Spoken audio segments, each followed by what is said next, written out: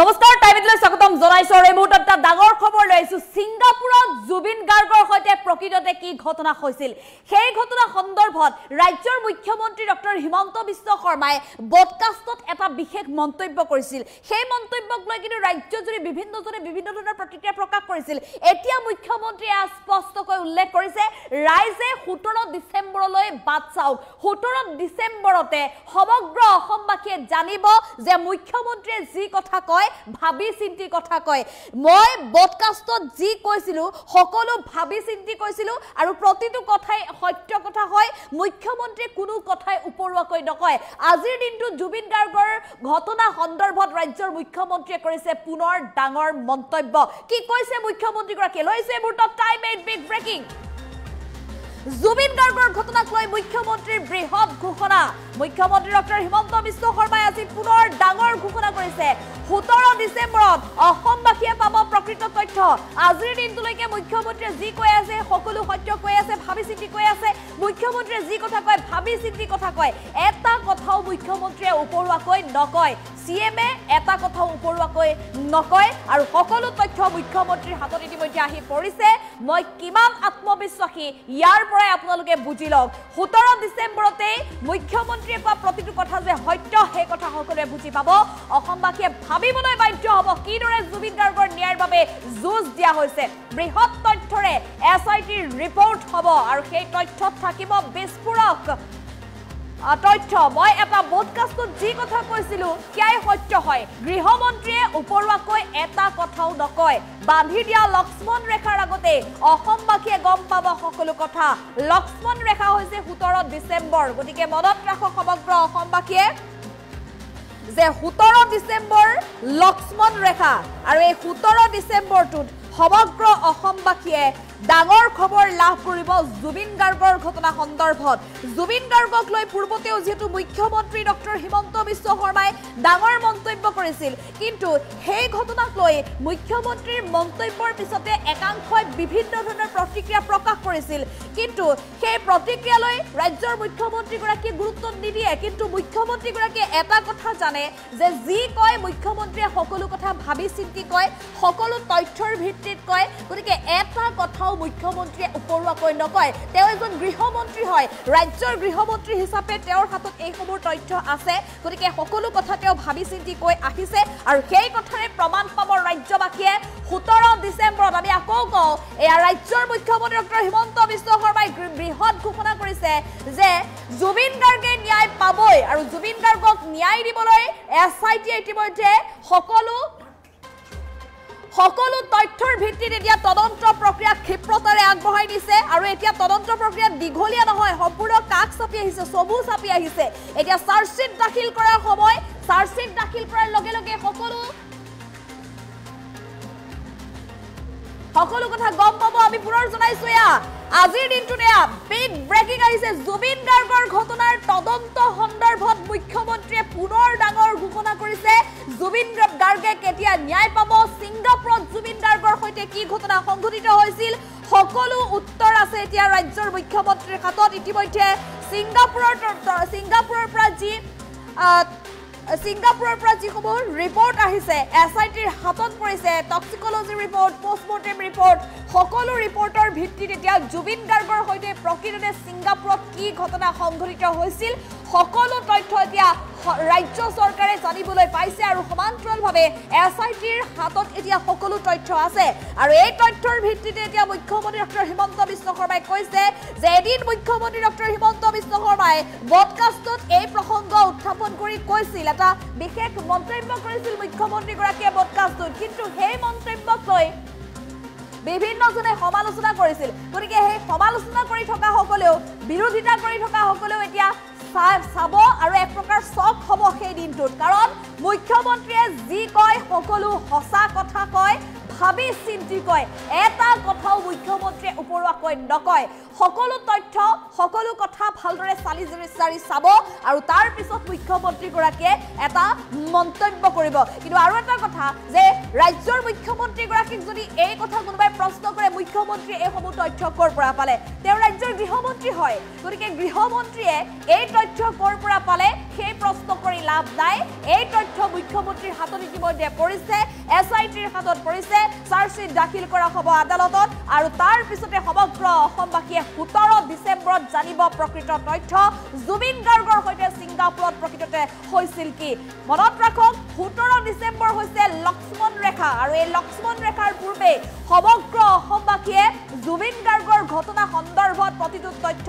লাভ কৰিব আৰু প্ৰতিটো খবৰ গম পাব আৰু তেতিয়া মুখ্যমন্ত্ৰীক সমগ্ৰ অসমবাসীয়ে ক'ব যিসকলে সমালোচনা কৰিছিল তেওঁলোকে ক'ব যে কিমান আত্মবিশ্বাসী মুখ্যমন্ত্ৰী সেয়া বুজি পাব সকলোৱে বুজি পাব মুঠতে 100% জুবিন গাৰ্গক ন্যায় দিয়া হ'ব আৰু 100% জুবিন গাৰ্গক ন্যায় দিবলৈ এতিয়া ছিংগাপুৰৰ পৰা সকলো তথ্য ইতিমধ্যে আহি পৰিছে এছআইটিৰ হাতত এই তথ্য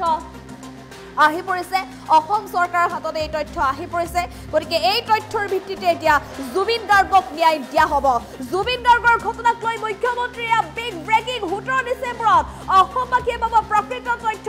যি তথ্যৰ বাবে অসমবাসীয়ে অপেক্ষা কৰি আছিল অসমবাসীয়ে যি কথা জানিব বিচাৰিছিল সেই কথা 17 ডিচেম্বৰত জানিব আৰু এই মুহূৰ্তত মুখ্যমন্ত্ৰী ডক্টৰ হিমন্ত বিশ্ব শৰ্মাৰ সেয়া মন্তব্য আছে আমি মুখ্যমন্ত্ৰীগৰাকীৰ মন্তব্য আগবঢ়াবলৈ চেষ্টা CMA হত্যা কৈছিলে CMA যি কয় ভাবি চিন্তি কয় CMA এটা কথা উপৰুৱাকৈ নকয় মানে 17 ডিসেম্বৰ লাষ্ট ডেট লক্ষ্মণ ৰেখা তাৰ আগতে হ'ব গতিকে 17 ডিসেম্বৰৰ আগত হ'ব কিন্তু লাষ্ট ডেটটো হ'ল 17 ডিসেম্বৰত আমি সম্পূৰ্ণ তথ্য ৰাইজৰ আগতো লৈ আহিম কোৰ্টৰ আগতো লৈ আহিম আৰু মানুহ মানিবলৈ বাধ্য হ'ব যে আমি কিমান ডাঙৰ কাম উইদিন দা টাইম আমি কৰিব পাৰিলোঁ মই ইমান কনফিডেণ্টলি কৈ আছোঁ যেতিয়া তাৰ পৰা আপোনালোকে বুজি পাওক যে মই কিমান বেছি কনফিডেণ্ট যে ডাঙৰ তথ্য সহকাৰে এছআইটি ৰিপৰ্ট হ'ব আৰু বহুত অসমৰ নজনা মানুহে বহুত কথা জানিব এতিয়া অখিল গগৈয়ে ক'ব হিমন্ত বিশ্ব শৰ্মাই কেনেকৈ গম পালে মই দেশৰ গৃহমন্ত্ৰী ৰাজ্যৰ গৃহমন্ত্ৰী যিখিনি মই গম পাব লাগে এইখিনিতো মই গম পাবই লাগিব 17 ডিচেম্বৰ লাষ্ট ডেট হয় 19 তাৰিখে তেওঁ ঢুকাইছিলে গতিকে আমি 3 মাহত দিব লাগে গতিকে 17 ডিচেম্বৰটো আমি লাষ্ট ডেট ধৰিছোঁ কিন্তু এছআইটিয়ে মোক কোৱা মতে তাতকৈ আগতেই কাম হৈ যাব মই লাষ্ট ডেটটো কৈ আছোঁ আৰু কেইজনমানে মোক হত্যা বুলি কোৱাৰ কাৰণে মাজে মাজে জুকাই থাকে তেওঁলোকৰো মুখত চূণ পৰিব মই এটা ব্ৰডকাষ্টত কৈছিলোঁ হত্যা শব্দটো কোৱাৰ কাৰণে মাজে মাজে CMA হত্যা কৈছিলে CMA যি কয় ভাবি চিন্তি কয় CMA এটা কথা উপৰুৱাকৈ নকয় মানে 17 ডিসেম্বৰ লাষ্ট ডেট লক্ষ্মণ ৰেখা তাৰ আগতে হ'ব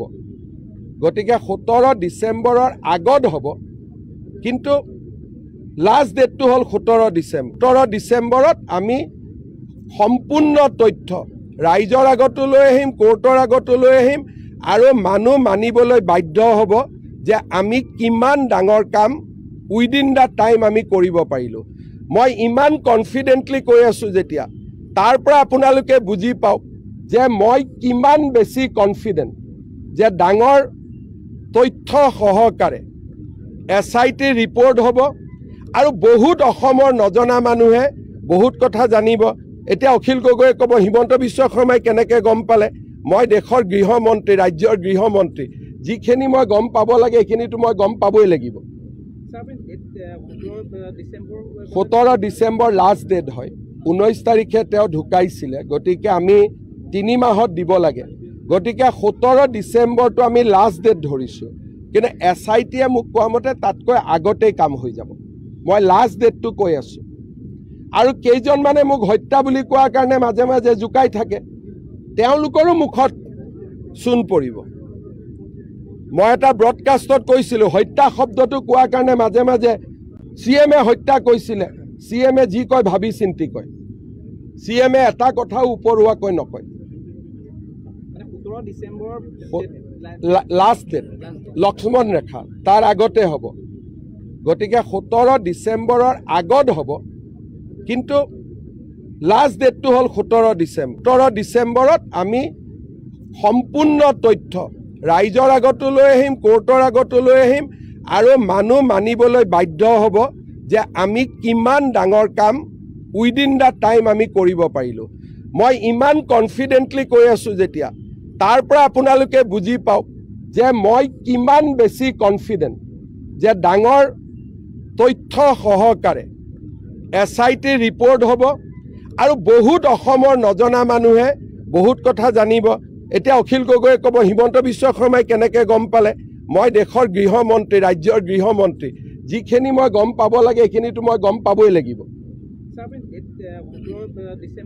17 ডিচেম্বৰ লাষ্ট ডেট হয় 19 তাৰিখে তেওঁ ঢুকাইছিলে গতিকে আমি 3 মাহত দিব লাগে গতিকে 17 ডিচেম্বৰটো আমি লাষ্ট ডেট ধৰিছোঁ কিন্তু SITয়ে মোক কোৱা মতে তাতকৈ আগতেই কাম হৈ যাব মই লাষ্ট ডেটটো কৈ আছোঁ আৰু কেইজনমানে মোক হত্যা বুলি কোৱাৰ কাৰণে মাজে মাজে জুকাই থাকে তেওঁলোকৰো মুখত চূণ পৰিব মই এটা ব্ৰডকাষ্টত কৈছিলোঁ হত্যা শব্দটো কোৱাৰ কাৰণে মাজে মাজে CMে হত্যা কৈছিলে CMে যি কয় ভাবি চিন্তি কয় CMে এটা কথাও উপৰুৱাকৈ নকয় 17 ডিচেম্বৰ লাষ্ট ডেট লক্ষ্মণ ৰেখা তাৰ আগতে হ'ব গতিকে 17 ডিচেম্বৰৰ আগত হ'ব কিন্তু লাষ্ট ডেটটো হ'ল 17 ডিচেম্বৰত আমি সম্পূৰ্ণ তথ্য ৰাইজৰ আগতো লৈ আহিম কোৰ্টৰ আগতো লৈ আহিম আৰু মানুহ মানিবলৈ বাধ্য হ'ব যে আমি কিমান ডাঙৰ কাম উইদিন দ্য টাইম আমি কৰিব পাৰিলোঁ মই ইমান কনফিডেণ্টলি কৈ আছোঁ যেতিয়া তাৰ পৰা আপোনালোকে বুজি পাওক যে মই কিমান বেছি কনফিডেণ্ট যে ডাঙৰ তথ্য সহকাৰে SIT ৰিপৰ্ট হ'ব আৰু বহুত অসমৰ নজনা মানুহে বহুত কথা জানিব এতিয়া অখিল গগৈয়ে ক'ব হিমন্ত বিশ্ব শৰ্মাই কেনেকৈ গম পালে মই দেশৰ গৃহমন্ত্ৰী ৰাজ্যৰ গৃহমন্ত্ৰী যিখিনি মই গম পাব লাগে এইখিনিতো মই গম পাবই লাগিব 17 ডিচেম্বৰ লাষ্ট ডেট হয় 19 তাৰিখে তেওঁ ঢুকাইছিলে গতিকে আমি 3 মাহত দিব লাগে গতিকে 17 ডিচেম্বৰটো আমি লাষ্ট ডেট ধৰিছোঁ কিন্তু SITয়ে মোক কোৱা মতে তাতকৈ আগতেই কাম হৈ যাব মই লাষ্ট ডেটটো কৈ আছোঁ আৰু কেইজনমানে মোক হত্যা বুলি কোৱাৰ কাৰণে মাজে মাজে জুকাই থাকে তেওঁলোকৰো মুখত চূণ পৰিব মই এটা ব্ৰডকাষ্টত কৈছিলোঁ হত্যা শব্দটো কোৱাৰ কাৰণে মাজে মাজে